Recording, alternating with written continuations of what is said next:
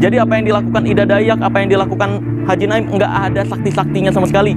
Itu ada pembelajarannya, itu masuk secara medis, masih masuk akal, logika, nggak ada perdukunannya. Juga kalau pengobatan Ibu Ida Dayak, itu si pasien itu tidak merasakan sakit.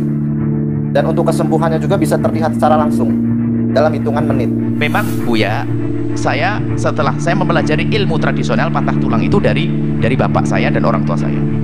Kemudian setelah ada perkembangan, saya pun juga mempelajari ilmu memahami rongsen dan sebagainya.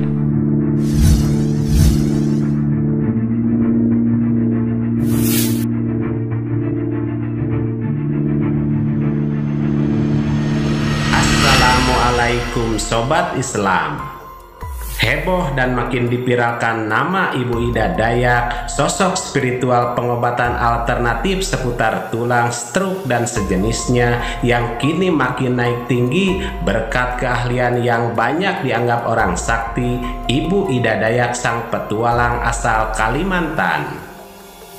Sepak terjang Ibu Ida Dayak yang cukup membuat semua orang tercengang sebab aksi kehebatan beliau saat mengobati ragam penyakit yang bisa sembuh seketika dalam sekejap cukup membuat decak kagum semua orang yang melihat. Akan tetapi seperti yang Ibu Ida Dayak sampaikan bahwa kesembuhan hanya berasal dari Allah Subhanahu wa Ta'ala dan tidak semua bisa disembuhkan selain atas kehendaknya.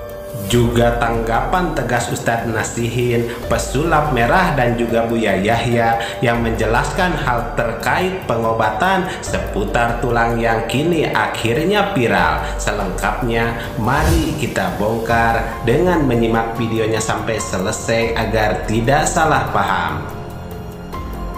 Memang Buya, setelah saya mempelajari ilmu tradisional patah tulang itu dari bapak saya dan orang tua saya.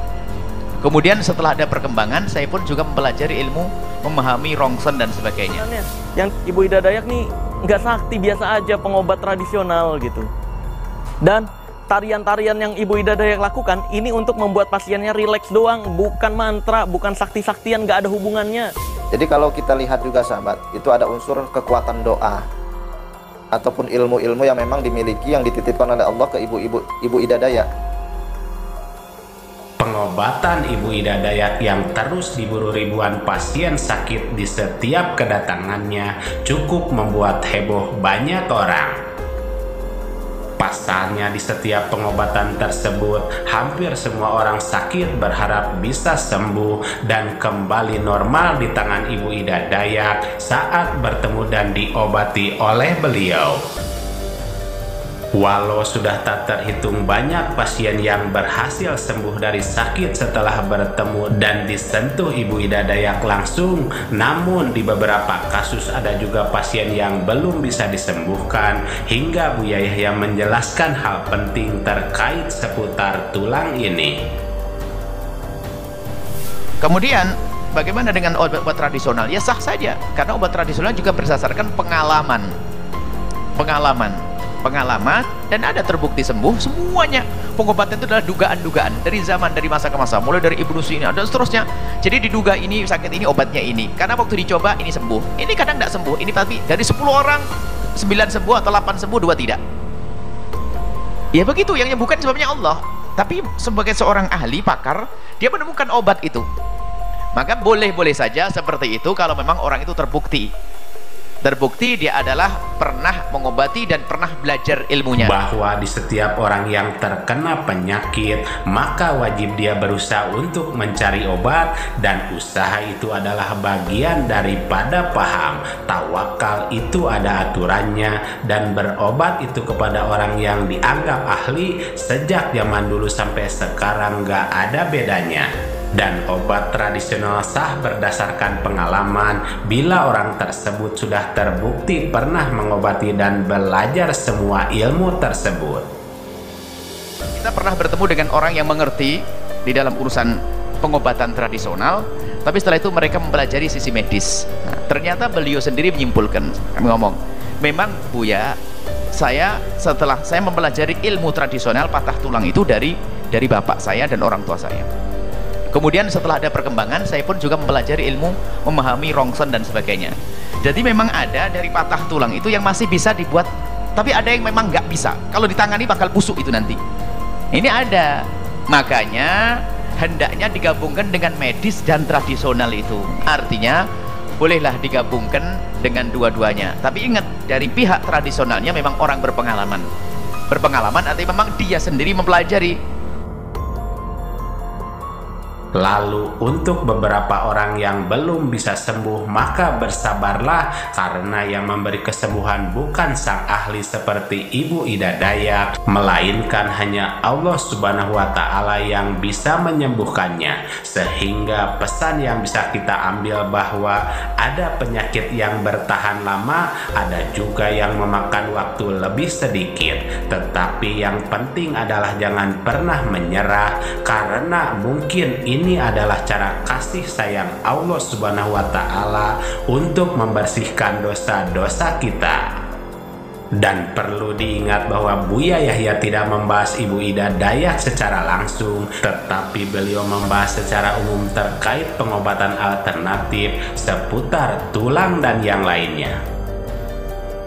Semoga yang disajikan oleh beliau Buya Yahya dan juga Ibu Ida Dayak bisa menjadi pembelajaran dan tuntunan kebaikan bagaimana harusnya kita bersikap dan memandang orang sakit yang membutuhkan bantuan dalam pandangan Islam.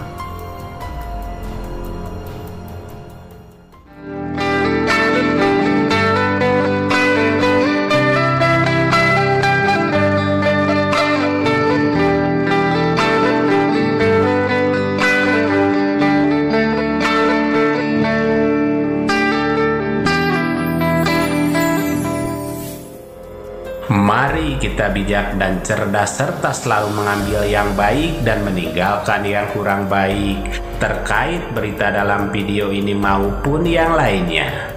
Dan kita ambil saja hikmah kebaikan serta bisa melaksanakan sisi siar yang beliau sampaikan. Demikian ulasan kami, semoga ada manfaatnya. Mohon maaf atas segala kesalahan dan kehilapan. Wassalamualaikum warahmatullahi wabarakatuh.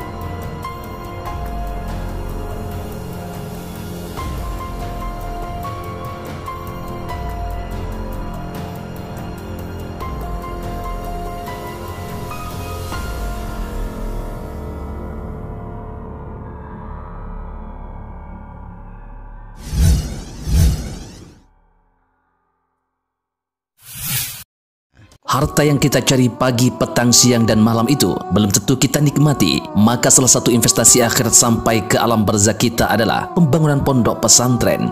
Di antaranya yang terpercaya, pembangunan pondok pesantren Gunung Panda Malang. Rekening wakafnya BRI 1174 01 00554 560 atas nama Pondok Pesantren Gunung Panda.